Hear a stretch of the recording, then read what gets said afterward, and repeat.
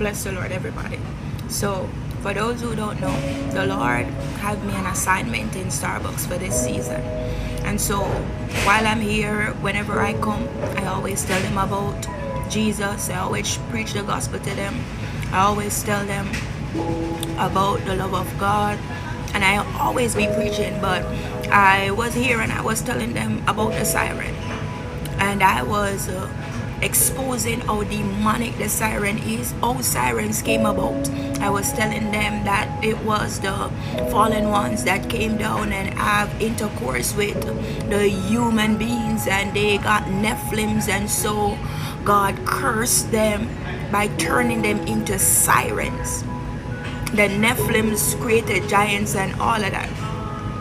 And I was telling them about the origin of the siren and why it is demonic and how demonic it is, and what a siren does. It lure in people like men, fishes, because it's in the water, so it is a form of marine spirit, and it would lure them in and it would kill them. And I was telling them about how demonic it is, and I was telling them about the names, the choices of names that they choose for these coffees and stuff.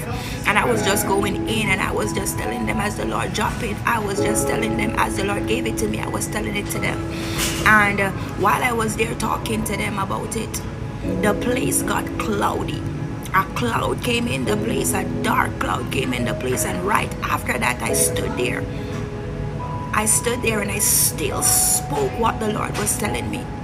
And all of a sudden I saw a thick cloud, like fog came over me where I was standing, and they were even surprised. They were like, what is that? You see that cloud over you? And I'm like, yeah, I know, I'm protected, so I'm gonna continue to speak. And I was telling them about the siren and the coffees and the rituals that they do, that Starbucks does. You understand me?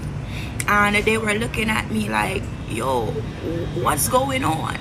And I'm there telling them still what the Lord is telling me to tell them about the siren and the origin and how demonic it is and what it does to individuals, how damaging it is to the souls of individuals. And I was just there going. And so I went to make a drink, and while I was making the drink, the siren showed up in the drink, and they were asking me, aren't you scared? And I said, first of all, this Jesus that I speak about, he hasn't given me the spirit of fear, but of power, of love, and of a sound mind. I don't care who or what. I'm not scared because I stand in power. And if he sent me here, he sent me covered. And I know in whose authority I speak. I know whose